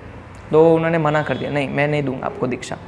और क्योंकि गौर किशोर दास बाबा जी जो हैं वो बहुत ही अद्भुत व्यक्तित्व था उनका, इसलिए कभी कभी ऐसा होता है कि बाबा जी लोग, मतलब कभी कभी लोग उनको बहुत सामान्य लेते हैं कि हैं बाबा जी हैं, दाढ़ी बड़ी है, घूम रहे हैं ऐसे ही। लेकिन गौर किशोर दास बाबा जी ऐसे नहीं थे। वो उनको जब हरिनाम भी करना होता है, जब भी करना होता है, तो वो ऐसी जगह जाते थे जहाँ लोग मल त्याग कर रहे हैं, दुर्गंधारी हैं, ऐसे स्थान पे वो हरिनाम जप करते थे कि लोग उनको परेशान नहीं करें। और वो बोलते थे गौर किशोर दास बाबा जी कि लोगों के अंदर ये जो भौतिक दुर्गंध है उसकी तुलना में ये मल की दुर्गंध में सहन कर लूँगा, लेकिन लोगों की दुर्गंध से मैं दूर रहूँगा। मतलब उनका कहने का तात्पर्य है भौतिक विषय आसक्ति वाले जो लोग हैं उनसे वो दूर रहना चाहते थे, इसलिए ऐसे स्थान में वो जप करते थे।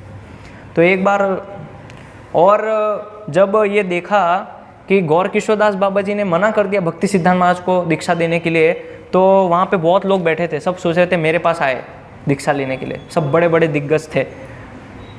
तो सब सोच ही रहे थे कि ये अगर हमसे दीक्षा लेंगे तो कितना अच्छा होगा, हम बोर्ड लगाएंगे कि भक्ति सिद्धांत सरस्वती ठाकुर के आध्यात्मिक गुरु, ऐसा उनकी ख्याति बढ़ेगी, प्रतिष्ठा बढ़ेगी।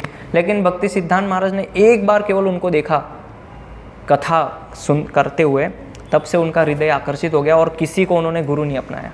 सब लोग चाह रहे थे, और ऐसा भी हुआ कि कुछ लोग आपस में लड़ने भी लग गए कि नहीं मैं इसको शिष्य बनाऊंगा, मैं इसको शिष्य बनाऊंगा, लेकिन उन्होंने स्वीकार नहीं किया किसी को। तो फिर दूसरे दिन फिर गए, फिर भक्ति सिद्धांत महाराज ने बोला कि आप तो अब मुझे दीक्षा दे दीजिए। बोले कि नहीं, मैं चैतन्य महाप्रभु से पूछूंगा, वो जब बताएंगे तब मैं आपको दीक्षा दूंगा, तो आप आइए, कुछ समय के बाद आइए। फिर गए, फिर उन्होंने बोला कि आपने पूछा महाप्रभु से? तो बोले कि हाँ मैंने पूछा, लेकिन मना कर रहे हैं अभी आप चले जाइए, बाद में आइए।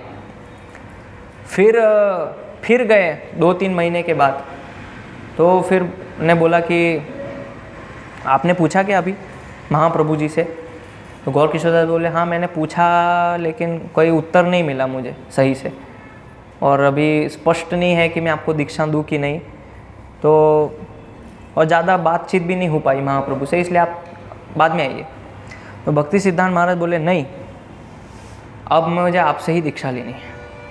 तो फिर वो ऐसे उनके चरण में गिर जाते हैं, भक्ति सिद्धांत महाराज उनके चरणों में गिर जाते हैं और रोने लगते हैं। और फिर वहाँ पे वो ये वर्णन करते हैं कि करुणा ना होइले कांदिया कांदिया प्राण ना राखी बोआर, कि अगर आप मेरे ऊपर करुणा नहीं करेंगे तो मैं रोते रोते अपने प्राणों को त्याग दूंगा।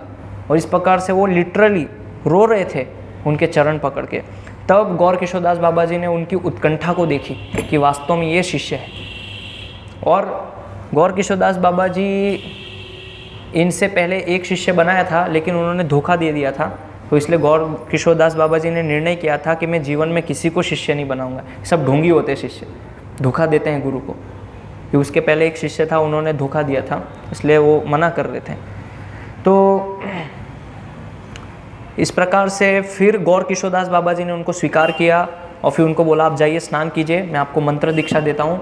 फिर उन्होंने स्नान किया और फिर इस प्रकार से गौर किशोर दास बाबा जी ने उनको दीक्षा प्रदान की और फिर उनका नाम हुआ श्री वार्ष भानवी देवी दयिता दास। तो श्री वार्ष भानवी देवी दयिता दास का मतलब है, वार्ष भानवी देवी कौन है? श्रीमती राधा रानी। दयित जो उनके जिनको प्रेम है, तो ऐसे जो भगवान जिनको बहुत प्रेम करते हैं उनके वो दास हैं। तो ये उनका पूरा नाम हुआ, दीक्षित नाम, श्री वार्ष भानवी देवी दयिता दास। बहुत लंबा नाम है। तो लेकिन जब भक्ति सिद्धांत महाराज की दीक्षा हुई, उस समय उनको बहुत ही अपने आप को सौभाग्यशाली समझ रहे थे और लोगों को उन्होंने लेटर लिखा, ओपन लेटर, कि मैं अपने आप को इतना महान समझ रहा था, प्रकांड विद्वान पंडित, और इतनी बड़ी बड़ी चीज़ों को, मैं नैतिक धर्म में भी बहुत पारंगत था, ज्योतिष विद्या में भी पारंगत था, और ये महात्मा इसको कुछ समझ ही नहीं रहे। मेरे पूरे अहंकार को उन्होंने चूर चूर कर दिया, चकनाचूर कर दिया, जिसको मैं बहुत ही महान समझता था। तो वो लेटर है मेरे पास, उसको मैं थोड़ा पढ़ता हूँ, तो उसको हम पढ़ के विचार कर सकते हैं कि किस प्रकार से हमारा भाव होना चाहिए जब हम गुरु से दीक्षा लेते हैं। तो वो बताते हैं, मैं मानता था कि मेरे गुरुदेव वैराग्य में अद्वितीय हैं, लेकिन विद्वत्ता में कुछ कम है। ऐसा वो सोचते थे कि वैराग्य तो उनका अच्छा है, लेकिन विद्वत्ता नहीं है, क्योंकि गौर किशोर दास बाबा जी ऐसा प्रकट नहीं करते थे कि मैं बहुत विद्वान हूँ, लेकिन उनको शास्त्र की समझ बहुत थी। तो ऐसा उनका पहले विचारधारा थी भक्ति सिद्धांत महाराज की। फिर भी उन्होंने मेरे शास्त्र ज्ञान से जन्मी हुई धृष्टता को चूर चूर कर दिया। ये भक्ति सिद्धांत महाराज खुद अपने मुख से लिख रहे हैं, ऐसा नहीं कि इसको एडिटिंग किया गया, यही शास्त्र में लिखा है जो उनके अनुभव हैं। फिर आगे बताते हैं कि अपने कृपा रूपी हथौड़े से उन्होंने प्रकट कर दिया कि मैं जिसको सर्वोच्च आदर्श मानता था वह तो वास्तव में सर्वाधिक निम्न तथा निंदनीय है। आदर्श मतलब वही कि जीवन नैतिक धर्म से बहुत अच्छे व्यक्ति थे, ज्योतिष में भी पारंगत थे, संस्कृत भी आती थी उनको, लेकिन निम्न है सब गुरु के सामने। मुझे समझ आया कि जिस प्रकार मुझे मेरे गुरु से झटका मिला है, यदि इस संसार के लोग उसी झटके को प्राप्त नहीं करेंगे तो उनकी चेतना जागृत नहीं होगी। ऐसा झटका मिलना चाहिए गुरु से, पूरा हमारा अहंकार को चूर चूर कर देते हैं। जब हम गुरु अगर हमें ऐसे बताते हैं कि तुम मूर्ख हो, तुम्हें कुछ नहीं आता, कोई ज्ञान नहीं है शास्त्र का, तो हमें उसको सहर्ष और विनम्रता से स्वीकार करना चाहिए, ना कि गुरु को छोड़ देना चाहिए। कैसे गुरु हैं, पता नहीं मेरी योग्यता कितनी है, ये समझे नहीं अभी तक मुझे। गुरु को शायद मेरी विद्वत्ता से अभी वो अनभिज्ञ है, इसलिए वो ऐसी बात कर रहे हैं मेरे से। नहीं, ऐसा नहीं सोचना चाहिए, उसको सहर्ष स्वीकार करना चाहिए। तो फिर वो आगे वर्णन करते हैं कि अतः मैं हर एक को कहता हूँ, मैं पृथ्वी पर सबसे अधिक मूर्ख हूँ, कृपा करके आप सब मेरे जैसे मूर्ख न बने। मापने की चेतना में सीमित रहकर अपना जीवन व्यतीत न करें, वैकुंठ कथा चर्चा करें और आप एक महान व्यक्ति बनेंगे। मैं आपको वही कथा बता रहा हूँ जिसे मैंने स्पष्ट रूप से लाभदायी जाना है। ये भक्ति सिद्धांत महाराज बोल रहे कि मैं वही बता रहा हूँ जो मैंने अपने आप को समझा है कि मेरे लिए लाभदायक है, वही मैं आपको कथा बता रहा हूँ। तो इस प्रकार से जब भक्ति सिद्धांत महाराज की उन्होंने निष्ठा और लगन देखी, तब फिर उन्होंने स्वीकार किया। तो यहाँ पे दो चीज़ें हमें सीखने को मिलती है भक्ति सिद्धांत महाराज के जीवन से, कि अगर हमारे जीवन में विनम्रता का अभाव है तो हम अपने गुरु की कृपा से वंचित रह जाएंगे। इसीलिए भक्ति सिद्धांत महाराज अपनी विनम्रता को प्रस्तुत कर रहे हैं।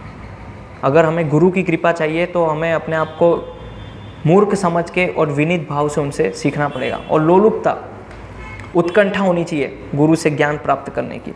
तो इस प्रकार से भक्ति सिद्धांत महाराज के जीवन में हम देखते हैं कि कैसे उन्होंने वो लोलुपता दिखाई कि वास्तव में मुझे केवल इनसे ही दीक्षा लेनी है। तो ऐसा अगर हमारे साथ हो तो हम सोचते हैं एक ही गुरु थोड़ी है, और भी गुरु है ना बहुत सारे, ज़रूरी थोड़ी इनसे दीक्षा लेना।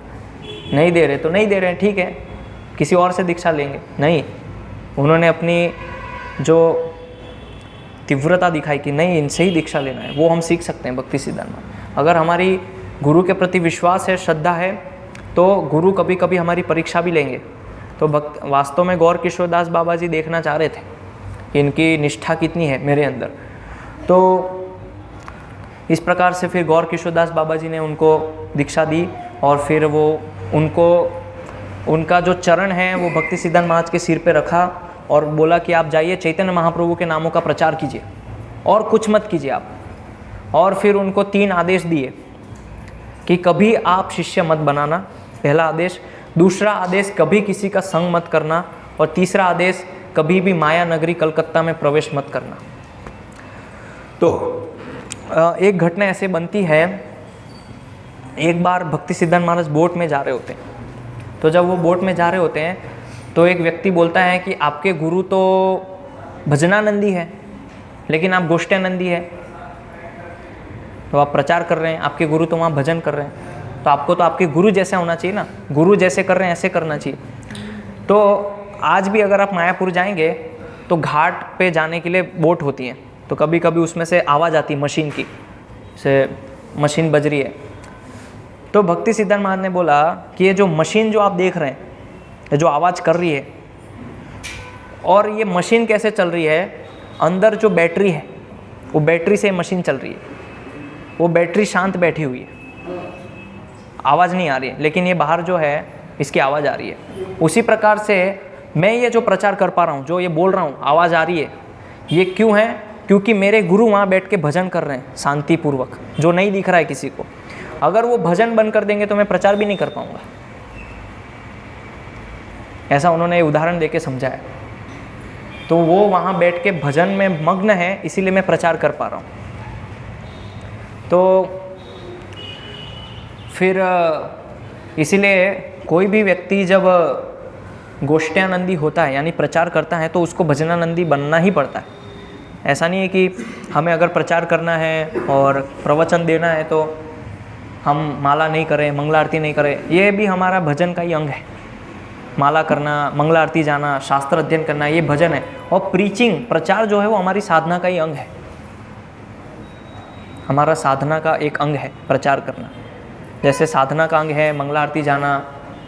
अभी जिस प्रकार से भक्ति सिद्धांत महाराज प्रचार कर रहे हैं वो साधना का अंग नहीं है उनका, वो उन्होंने पूरा जीवन ही समर्पित किया है प्रचार के लिए। लेकिन हमारे जीवन में क्या है कि बहुत सारे कार्य हैं और उसमें से एक कार्य प्रचार है, वो भी एक साधना का भाग है। तो फिर उन्होंने जब ये बोला कि मेरे गुरु ने वास्तव मुझे 3 आदेश दिए, तो व्यक्ति बोला कि आपने तो पूरा उल्लंघन कर दिया, गुरु की आज्ञा का उल्लंघन किया। ये कैसे? बोले नहीं, मैंने उल्लंघन नहीं किया, मैं आपको समझाता हूँ कैसे। तो उन्होंने बोला कि देखिए मैंने शिष्य बनाए, लेकिन वास्तव में ये मेरे शिष्य है ही नहीं, ये तो मेरे गुरु के शिष्य हैं और ये मुझे हेल्प कर रहे हैं, असिस्ट कर रहे हैं, ये सब मेरे प्रभु हैं। ऐसा वो शिष्य को बोलते थे और हर एक शिष्य को वो प्रभु नाम से बुलाते थे। भक्ति सिद्धांत महाराज कभी नाम लेके नहीं बुलाते, प्रभु कह के बुलाते थे। हम लोग तो आपस में भी प्रभु नहीं बोलते हैं, नाम दे के पुकारते हैं। सोचिए आप, गुरु होके वो प्रभु बोल रहे हैं अपने शिष्यों को, ये सिखा रहे हैं उनके आचरण से। और बहुत ही सम्मान करते थे उनका, शिष्यों का। ऐसा नहीं कि ये मेरे शिष्य हैं तो बहुत रिस्पेक्ट, और बहुत अगर स्नेह है उनसे, प्रेम है, तो कभी कभी बाबू बोल देते थे, प्रेम से बाबू। लेकिन अधिकतर वो जो है इस प्रकार से प्रभु कह के ही बुलाते थे, जो भी उनका नाम होता था। तीसरा फिर आदेश था, दूसरा आदेश था कि संग मत करना कभी। इसका मतलब क्या है? तो भक्ति सिद्धांत महाराज बोलते हैं कि मैंने कभी संग नहीं किया किसी का। संग करने का मतलब है कि किसी की विचारधारा को लेना, किसी से कुछ लेना। लेकिन मैंने किसी से कुछ नहीं लिया, केवल अपने गुरु से ज्ञान लिया है। वो जो उन्होंने बोला है उसको ही स्वीकार किया है, इसलिए मैंने केवल अपने गुरु का ही संग किया है और किसी का संग नहीं किया है। बाकी तो हम देखते हैं कि भक्ति सिद्धांत महाराज ने सबका खंडन किया, कुछ भी विचारों को अपने अंदर ग्रहण नहीं किया। तो इस प्रकार से उन्होंने संग भी नहीं किया। फिर उन्होंने बोला कि कलकत्ता में तो रह रहे हैं आप, इसको कैसे समझेंगे? तो माया नगरी कलकत्ता में नहीं रहने का अर्थ है कि वो कलकत्ता में है, लेकिन कलकत्ता के अंदर हमारा जो मंदिर है, गौड़ीय मठ है, वो साक्षात वैकुंठ है। तो एक प्रकार से हम वैकुंठ में रह रहे हैं, मंदिर में रह रहे हैं, हम कोई कलकत्ता में थोड़ी रह रहे हैं। ऐसे उन्होंने उसको परिभाषित किया। तो ये उनके जीवन में हम देखते हैं। और फिर इस प्रकार से उन्होंने बहुत अलग अलग लीलाएं की। इसमें से एक और बहुत इम्पोर्टेंट लीला है। एक बार क्या हुआ, एक व्यक्ति था, उसका नाम था भूपेंद्र शास्त्री।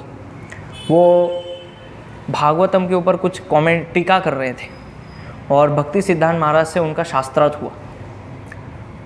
तो भक्ति सिद्धांत महाराज ने उतना ज़बरदस्त आर्गुमेंट किया उनके साथ, इतना ज़बरदस्त। तो भक्ति सिद्धांत वैभव में उनके शिष्य लोग बोलते हैं कि लिटरली का मतलब है साक्षात वो भूपेंद्र शास्त्री ने यूरिन पास कर दिया था स्टेज पे, मल त्याग कर दिया था। इतना ज़बरदस्त उन्होंने काटा उनके पॉइंट को, गलत बोल रहे हैं आप, और डरने लग गए, वो स्तब्ध हो गए, ये कैसा आर्गुमेंट दे रहे हैं, एकदम जबरदस्त। फिर क्या हुआ कि भूपेंद्र शास्त्री के जो गुरु थे वो सोचे कि मैं जाता हूँ चर्चा करने, मैं चर्चा करूँगा उनके भक्ति सिद्धांत महाराज से। तो शिष्य को बोला आप अभी रहने दीजिए, मैं जाऊँगा। तो उनके गुरु आए, उनको भी इतना ज़बरदस्त परास्त किया, उन्होंने भी मूत्र त्याग कर दिया स्टेज पे। मतलब खाली बोलने के लिए नहीं बोल रहा हूँ मैं, सही में ऐसे हुआ। स्टेज पूरा गंदा हो गया, उनके आर्ग्यूमेंट मतलब बहुत उग्र हो गए थे भक्ति सिद्धांत महाराज कि क्या बोल रहे हैं आप शास्त्र से। इतना ज़बरदस्त काट दिया सभी पॉइंट को, मायावाद है आपके सिद्धांत में। फिर उन्होंने इस प्रकार से एक बार, हाँ, उसी जगह पे फिर कुछ समय के बाद वो भागवत कथा कर रहे थे भक्ति सिद्धांत महाराज। और भागवत कथा जब कर रहे थे तो उसमें वर्णन आ रहा था मध्यम, उत्तम और कनिष्ठ भक्तों का। तो उन्होंने समझाया कि कौन कनिष्ठ भक्त हैं, कौन मध्यम है, इसकी व्याख्या दी भागवतम से। और क्या हुआ कि उस पूरे पंडाल के अंदर उनके गुरु गौर किशोरदास बाबा जी कोने में बैठे हुए थे, सुन रहे थे कि मेरा शिष्य कैसे वर्णन कर रहा है शास्त्रों का। फिर वर्णन आया उत्तम भक्त का, तो भक्ति सिद्धांत महाराज बोलते हैं उत्तम भक्त का अगर आपको देखना है तो वो देखिए कोने में गौर किशोर दास बाबा जी बैठे, उनका जीवन चरित्र आप देख लीजिए, वो साक्षात मूर्तिमान है उत्तम भक्त की। तो ये जब गौर किशोर दास बाबा जी ने सुना, वो चले गए जगह छोड़ के, बोले मैं इसको वर्णन नहीं करूँगा क्योंकि मेरे गुरु साक्षात मूर्तिमान हैं उत्तम अधिकारी के। और गौर किशोर बाबा जी ने सोचा कि अब मेरी प्रशंसा होगी इसलिए मैं भाग जाता हूँ यहाँ से। तो ये वास्तविक भक्त का लक्षण होता है, जब वो प्रशंसा होती है, गुणगान होता है तो जगह को छोड़ देते हैं। हमारी गुणगान प्रशंसा होती है तो अच्छा वो आगे और क्या बताया प्रभु जी, वो घटना तो भूल गए आप, वो जो मैंने वो काम वो प्रचार में बुक्स दी थी ना सबको, वो शायद आपको याद नहीं है, फिर आगे क्या हुआ। वैसे हम बहुत जिज्ञासु होते हैं, आतुर होते हैं प्रशंसा सुनने के लिए। तो ये वास्तविक भक्त का लक्षण है कि गौर किशोरदास बाबा जी दिखा रहे अपने आचरण से। जैसे ही उन्होंने शब्द बोला कि वो देखें, वो चले गए स्थान छोड़ के, वो दर्शन भी नहीं कर पाए भक्त लोग उनका। तो इस प्रकार से फिर उन्होंने बहुत लीलाएं की और फिर अंततः उनका समय आ गया इस धरातल से जाने का। तिरोभाव जो कि आज है, तो 1 जनवरी को उनका तिरोभाव हो गया और लगभग सुबह 5:30 बजे उनका शरीर छूट गया और बहुत ही बीमार हो गए, उनको बुखार था, एकदम बहुत पीड़ित थे, ऐसा लग रहा है हमें बाहरी रूप से, लेकिन वो लीला है उनकी। और इस प्रकार से उन्होंने इस भौतिक दुनिया के अंदर 62 ईयर्स 62 साल और 10 महीने अनन्य भक्ति की, अनन्य कृष्ण भक्ति का प्रचार किया और अपने जीवन को संपूर्ण बनाया।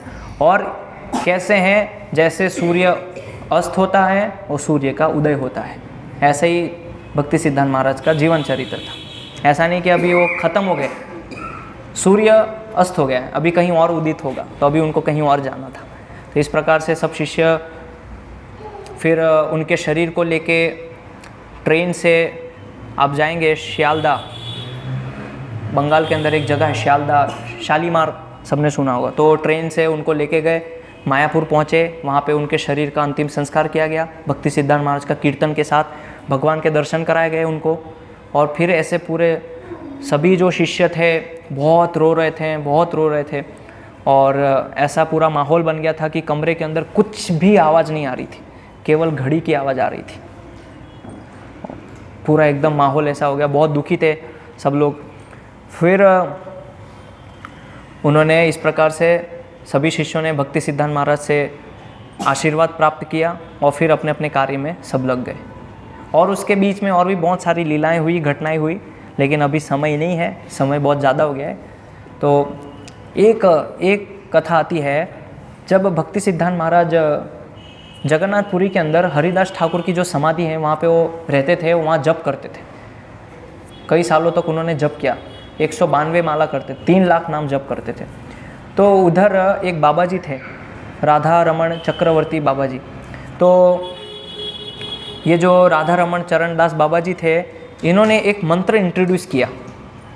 जब भक्ति सिद्धांत महाराज जप करते थे तो कभी कभी वो चैतन्य चरितामृत पे कथा भी करते थे, भागवत कथा भी करते थे। तो जब ये कथा कर रहे थे उस समय ये बाबा जी खड़े हुए, राधा रमण चरणदास बाबा जी, और उन्होंने एक नया मंत्र निकाला, निताय गौर राधे श्याम जप हरे कृष्ण हरे राम। और वहाँ से ये मंत्र जो है चालू हो गया। भक्ति सिद्धांत महाराज ने इतना ज़बरदस्त उनको काटा कि चैतन्य महाप्रभु ने जो मंत्र दिया है वास्तविक, उसकी शरण क्यों नहीं लेते आप, क्यों अपने मन से नए नए मंत्र निकाल रहे हैं। तो एज में बड़े थे लेकिन फिर भी उनको परास्त कर दिया, क्या कर रहे हैं आप ये, इस प्रकार से पूरी भरी क्लास में। और फिर उन्होंने बोला कि चैतन्य महाप्रभु आए थे हरिनाम संकीर्तन देने, ना कि ये देने आए थे भजन निताई गौर राधे श्याम हरे कृष्ण हरे राम। आज आप भी बंगाल में जाएंगे तो ये सुनने को मिलेगा आपको, वृंदावन के अंदर भी ऐसे। तो ये अपसंप्रदाय है, ये कोई मंत्र नहीं है, मन से बनाया हुआ है। तो इसलिए उन्होंने बोला कि आप हरे कृष्ण कृष्ण कृष्ण हरे हरे, हरे राम राम राम हरे हरे, इसका जप कीजिए, तभी आपकी सफलता होगी इसमें नाम जप करने में। ऐसे अपने मन से नए नए मंत्र मत निकालिए। तो ये हुआ। और एक बार जब उन्होंने ये सब शिक्षाएं सीख ली तो मायावाद के बहुत विरोधी थे भक्ति सिद्धांत सरस्वती ठाकुर, मायावाद को बिल्कुल सहन। तो कभी कभी हमें क्या होता है कि किसी फिलोसॉफी का नॉलेज नहीं होता है, ज़्यादा ज्ञान नहीं होता है, बस उसको काट देते हैं। तो भक्ति सिद्धांत महाराज ने क्या किया कि ये जो शंकराचार्य की सिद्धांत है, फिलोसॉफी है, उसको पहले पढ़ा, अच्छे से, पूरे पुस्तक सब पढ़ ली उन्होंने। इतना ज़बरदस्त ज्ञान हो गया कि वहाँ गोवर्धन मठ, आप जाएंगे गोवर्धन मठ शंकराचार्य जी का, वहाँ पे जो इंचार्ज थे गोवर्धन मठ के, मधुसूदन तीर्थ, तो उनके ज्ञान से इतने प्रभावित हो गए कि हमारी खुद की फिलोसॉफी हमें नहीं पता है और ये इतना अच्छे से वर्णन कर रहे हैं। बहुत प्रभावित हो गए और फिर उनसे वो जाते थे सीखने के लिए कि आप बताइए। और भक्ति सिद्धांत महाराज उनको समझाते थे अद्वैत फिलोसॉफी, शंकराचार्य के जो पूरे सिद्धांत, तो बहुत प्रभावित होते, तो पूरा समझाते थे। फिर बोलते थे लेकिन 1 मिनट रुकिए, मैंने आपको ये सब बताया, अब मैं आपको ये बताऊंगा कि कहाँ कहाँ त्रुटियाँ हैं इसके अंदर। तो बोलते थे यहाँ पे ये संधि नहीं आनी चाहिए, यहाँ पे आपने गलत लिखा है, यहाँ पे एक वचन आना चाहिए तो आपने नहीं किया है, यहाँ पे द्विवचन होता है तो लेकिन आपने एक वचन लिखा है। तो ऐसे पूरा उन्होंने जो है शास्त्र से काटा, ये आप गलत सिद्धांत प्रस्तुत कर रहे हैं लोगों के सामने। और फिर मधुसूदन तीर्थ ने उनको शरणागत किया कि आप मुझे अब सही ज्ञान दीजिए। मैं प्रभावित हो गया था अद्वैत फिलोसॉफी से। तो ये उनके प्रणाम मंत्र में ही है, अपसिद्धांत ध्वंत हारिणे। तो हम भी श्रील भक्ति सिद्धांत सरस्वती ठाकुर से प्रार्थना करें कि हमें भी वो ऐसी शक्ति दे प्रचार करने के लिए विशेष रूप से, और ऐसे सिद्धांत जो अपसिद्धांत है उनका हम खंडन कर सकें, ऐसी हम उनसे प्रार्थना करें। और प्रार्थना ऐसी भी करें कि प्रचार करने से पहले जिस प्रकार उन्होंने हरिनाम से बल प्राप्त किया, पूरा लगातार उन्होंने जप किया, उसके बाद वो प्रचार करने निकले, तो ऐसे ही हमें भी उनसे निवेदन प्रार्थना करनी चाहिए कि जब भी हम प्रचार पे जाएं तो हमें भी वो शक्ति दे, हरिनाम जप करने की एक शक्ति एकत्रित करके, और फिर हम प्रचार पे जब जाएंगे तो फिर उसका प्रभाव होगा। ये भक्ति सिद्धांत महाराज ने अपने जीवन से सिखाया। तो इस प्रकार से ये उनका अद्भुत वर्णन था। और भी लीलाएं हैं लेकिन समय नहीं है, तो इसलिए मैं यहाँ विराम करता हूँ। हरे कृष्ण। श्रील भक्ति सिद्धांत सरस्वती ठाकुर तिरोभाव महामहोत्सव की जय। श्रील प्रभुपाद की जय।